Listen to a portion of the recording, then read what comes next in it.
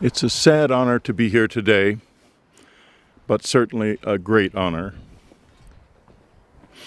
Art Bell was one of my oldest and dearest friends. I started doing Coast to Coast with him in the 90s. He was a pioneer in the truest sense of that word. His show broke new ground in fundamental ways. In those days before the internet, almost all media was carefully curated so that anything said on any show would either conform to generally agreed notions of reality or be ridiculed. I'd ended up becoming a laughingstock because I had claimed that I'd had close encounters of the third kind and was routinely exposed in the media as a fool, essentially for having told the truth as I saw it. But Art had a different approach. He was more a listener than a talker by nature, and what a great listener he was. He had a very open mind. It wasn't that he would believe anything, but rather that he wouldn't disbelieve things simply because they violated the consensus reality. So I found a home on Coast to Coast AM with hundreds of others, considered by the broader community to fall outside the consensus. This made for a wild and wildly entertaining show. But it was also a pioneering format. Instead of demanding that any and all claims stick to accepted norms, Art's show was saying, let's not believe or disbelieve, but rather, let's keep an open mind. His listeners understood this. They understood that the show was not there to propagandize them into believing every wild claim that was made on it, but rather to allow them to entertain ideas that were generally rejected, scorned, derided, and condemned. Not to believe them, but to explore them in the same way that this brilliant man did. I found his skillful neutrality bracing and exciting and loved being on the show. I could at last tell my story my way, like so many others, both fans and guests, came to see Art as a visionary and a genuine hero. It took guts to do what he did, and he had plenty of those. Oh, he had plenty. He was a generous man. When Ann and I were so poor we were practically starving, he helped us put food on the table. Excuse me. I admired him enormously, and I'm filled with grief, so please excuse me. He helped us put food on the table by selling a meditation tape of mine on his show. He asked for nothing in return. And when I came to him with a visionary idea of my own that became the much ridiculed book Superstorm, he was ready to sign on as a co-author. And I soon found out that this man was full of brilliant insights into things you wouldn't expect, like how the climate worked. And our book became not only a bestseller, but the inspiration for the movie The Day After Tomorrow. And now, after all that ridicule, what has happened? Last year, a group of 19 leading climate scientists published a watershed paper called Ice Melt, Sea Level Rise, and Superstorms, essentially saying that Art and I were right. And I am so glad that Art got to know this before passing. The first thing I did when I saw that paper was I picked up the phone and told him about it, and he was very, very delighted. I remember when Mona died, Art called me from their RV just about ready to do himself in. Ann and I jumped in the car and drove right up to Pahrump. He not only got past his shock, he came up with a lovely new woman in his life and has made a beautiful new family with Erin. When Ann died, I called Art. I was just about ready to do myself in. Just as I had talked him down, he talked me down. And now here we are with this husband, father, and friend lying before us, who freed millions of minds, who made the world better in an absolutely unique and original way. But as the poet Tennyson said, man comes and tills the soil and lies beneath. But there is more. For another great thinker, Sir Thomas Vaughan, spoke this way of our quick lives and our passing. He said, "The liberated soul ascends, looking toward the west wind and hearing secret harmonies. Those harmonies now sound at this graveside. We cannot hear them, for they do not belong to the world of the living. But we can send our prayers and our wishes with this man as he returns, ascending into the mysterious land of light that is the home of us all."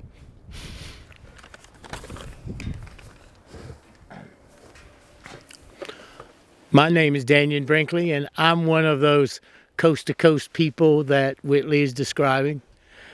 I met Art and Ramona in the early 90s, and I became like a regular, like Bob. I was like a regular on the show because Art could never trap me.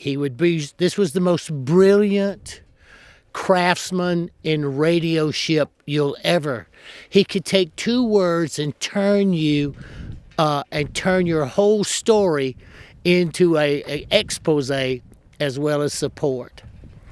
I knew Ramona really, really well, and Art and I just stayed friends. We talked like once a month, and we would talk about things, and I got to him right after Whitley did. But Aaron, I got a chance to know both of the people who loved Art Bell, okay? And I got a chance to hear some of the greatest stuff that a man could say about his wife. Where personally, when it's just me and Art on the phone, being two guys, the joy and happiness that you bring into his life and you brought into his life, he sincerely did not believe he deserved. And for anybody to quit smoking cigarettes because his wife made him, this was the single greatest remarkable feat in history. It should go down. A 4-packer a day, quit because mama made him. Okay? And I would just laugh.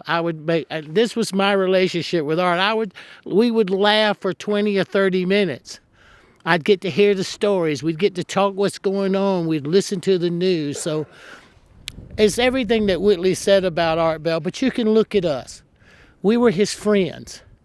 I remember, this is two grown men. I remember when Art got his Thunderbird or Firebird. He got him a Grand Dam Firebird. And he says, "Dan, let's go get the mail." We went and got the mail at 142 miles an hour.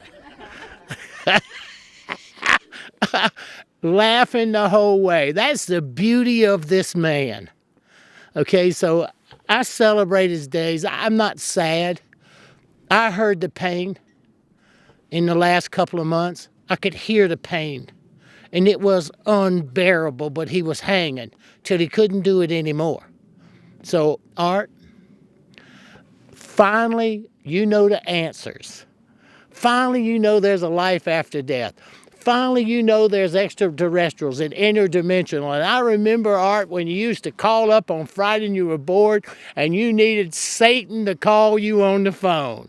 And 3 or 4 Satans would call him on the phone, and Art would treat them like they were royalty. And that's what Whitley was describing. That kind of excitement that rolled out in truck drivers and people who worked all night and people whose life they had to get off of work, go get their business done, try to get some sleep, put up with the children, listen to the wife, and then get back in the truck and listen to Art Bell. Okay? That's the joy. So I celebrate this man. And I celebrate the love that he expressed, that you brought into his life. Like as Whitley said, there was a time when he didn't think that life was worth living. So I thank Art Bell for the friendship and the humor and the genius that he was. But I think to get a chance to live in the life of a man at a certain age when the road seems to be coming to an end in choices that we make, some choice that he made brought Aaron into his life. And for that, I celebrate this day. And if I can ever be of any service in any way to help in any possible way, don't hesitate to call on me or anybody else here.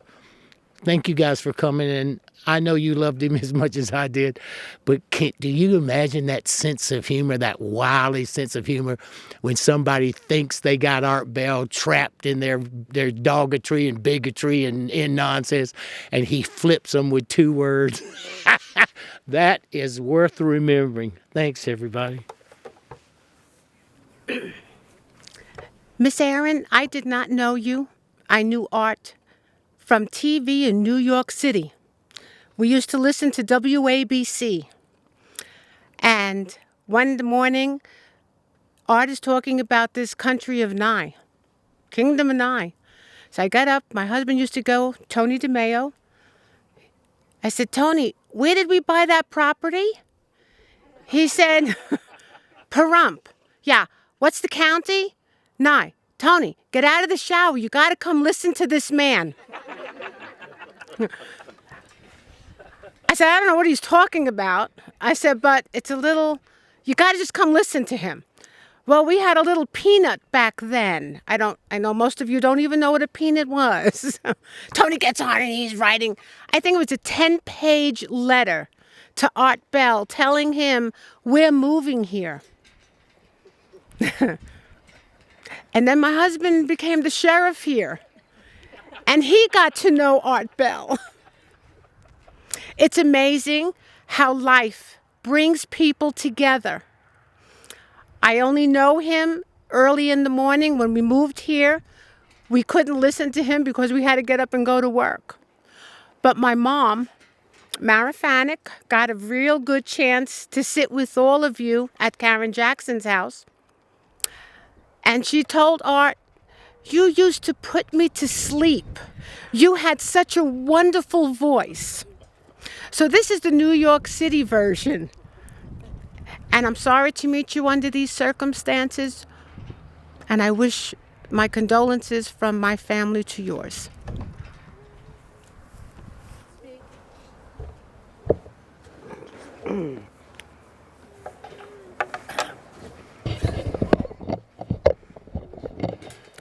Don't say it. First of all, I want to thank you all for coming.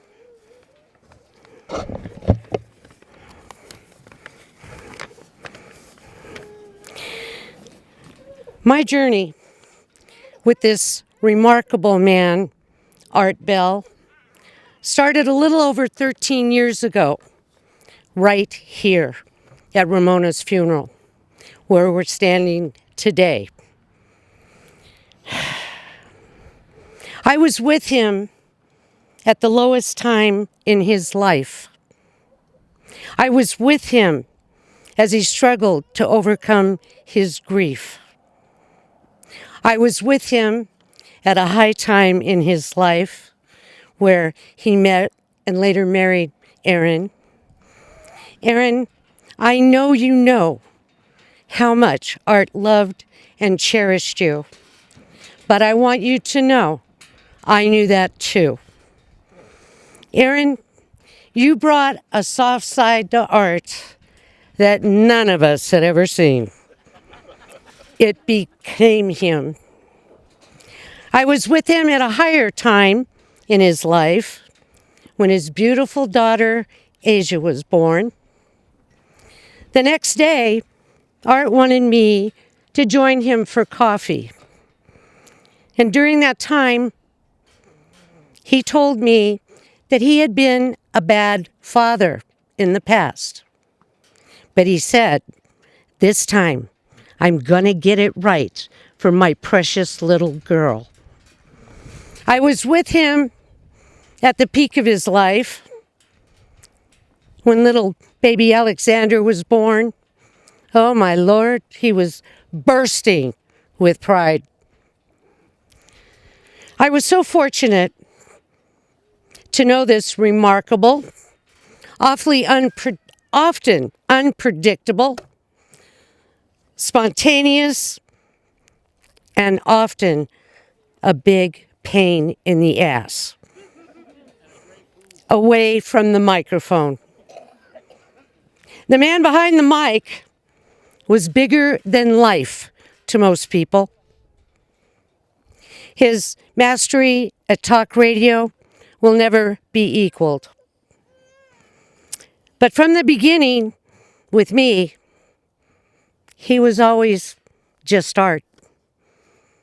My very best friend, worst critic, sparring partner, confidant, and my protector. He was also a prankster and wickedly humorous. Now I am with him at his passing. It's leaving a very big hole in my heart and my life. Art, I'm going to miss you every day at 11 o'clock. And I promise I will never, ever forget you. Please rest in peace, my dear friend.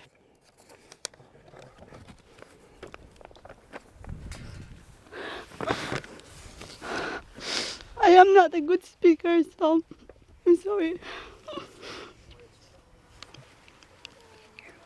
First of all, thank you so much for coming over here, for giving your time and respect. And to those who were always there to guide and help me in these hard times, thank you so much. You know who you are.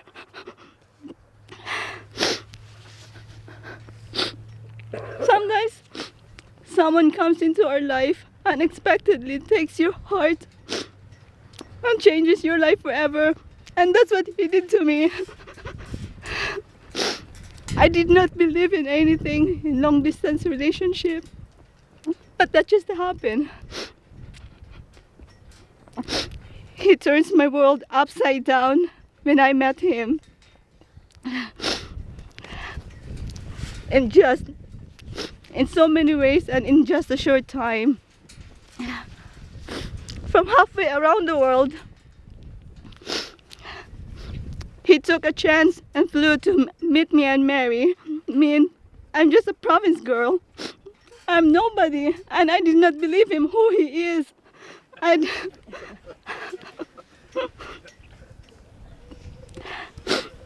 I remember the first time he came out in the airport in Manila. He was so excited. But I was so shy. I gave him a small kiss, and he did not want that.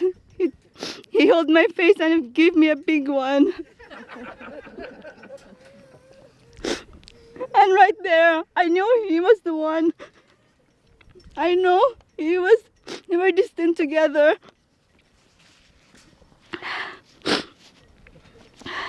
He used to ask me, why do you want to marry an old guy? With him, I feel comfortable, secure. I feel honest, and I felt his greatest love. And that's what I'm gonna miss about him.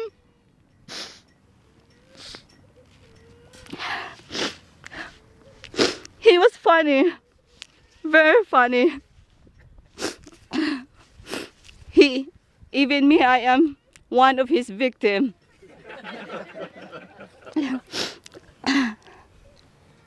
Before we got married, he told me this story that I was adopted. He talked to my father, he said, that my parents told him that they found me in a basket near the river in our house. Say, don't you know that you are so different than your family members? And I said, yeah, because they're tall and big. And then, of course, I believed him. I was crying. I was crying in the middle of the night and running to my sister's room and said, oh, is it true I'm adopted? And he just laughed and laughed right there, right behind me. And my sister said, what? What you talking about? That's one of his. He likes to prank, including my daughter.